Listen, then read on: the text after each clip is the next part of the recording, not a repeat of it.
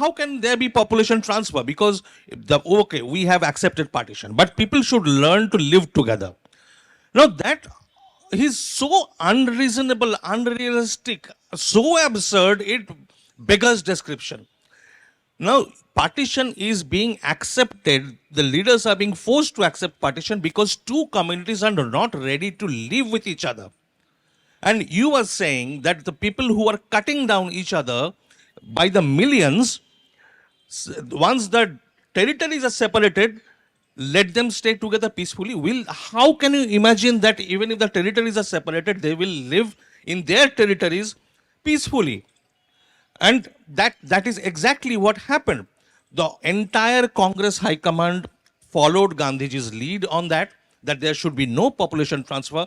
Just stay where you are, everything will be okay. Now, the first inkling of this mass transfer of people, not organized but unorganized, was very interesting. Jinnah and the other Muslim League leaders noticed something very interesting, very curious happening in this province of Sindh. There were a lot of Sindhis, Hindus living there. It was they had a sizable proportion there. They noticed that the Sindhis are sending all their money to Bombay. And that went to such an extent that Pakistan government had to ban transfer of money. That the banks banks in Pakistan will not allow transfer of money to India. So, and that's when they got the inkling that these fellows are not going to live here. Somehow, the first opportunity, they are going to leave. And that, the Raja Gopalachari and other leaders went and told them that live here peacefully. They are your brothers. The people who were cutting you down till yesterday are your brothers. And no population transfer. What happens? Within a few months, the India and Pakistan government are compelled to accept limited transfer of population from east to west and west to east Punjab. They still don't, because the number of killings were so unimaginably high that it was not acceptable to the whole world. The whole world was watching what is going on. So to get out of that situation, they had to accept.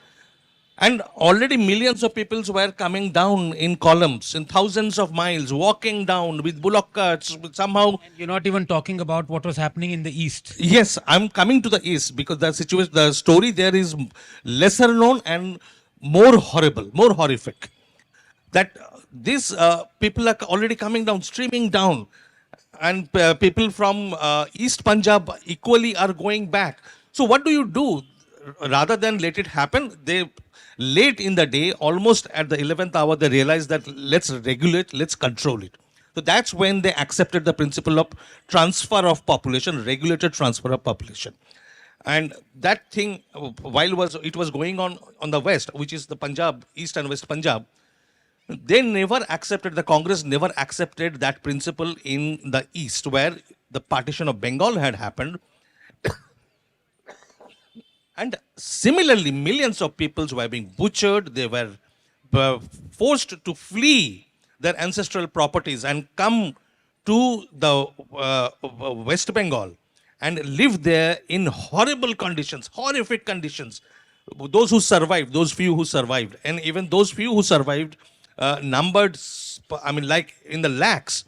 They had nothing. They just were carrying whatever they could, a few clothes, a few utensils, and stranded in the Shiala station on the streets of Kolkata, Howrah. The bloodshed on the east was more violent and more... Bloodshed probably was in the same magnitude. But what happened there after that, Anand, is inexplicable. When the population who had come, the mass exodus that happened from from West Punjab to East Punjab, that is from Pakistan to India, those refugees were settled. They were given land, they were settled in, housing was built, they were given agricultural land, they were given subsidies, and all those things were given. And they were recognized, acknowledged as refugees. In the East, where millions were forced to flee from East Pakistan, which is now Bangladesh, and they came over to West Bengal, the government did not even have the number of people who had arrived. And this was a question asked in the Central Assembly.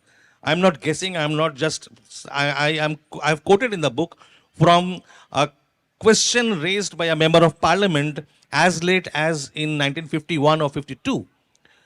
The government did not have the number of people, so that forget, let alone giving them any land subsidy or anything. So that is what the eastern people have suffered. Unfortunately, while the people in the west who had to migrate from Pakistan into India, they remember their suffering, the story has stayed within their family. In the east, somehow it has vanished from the consciousness.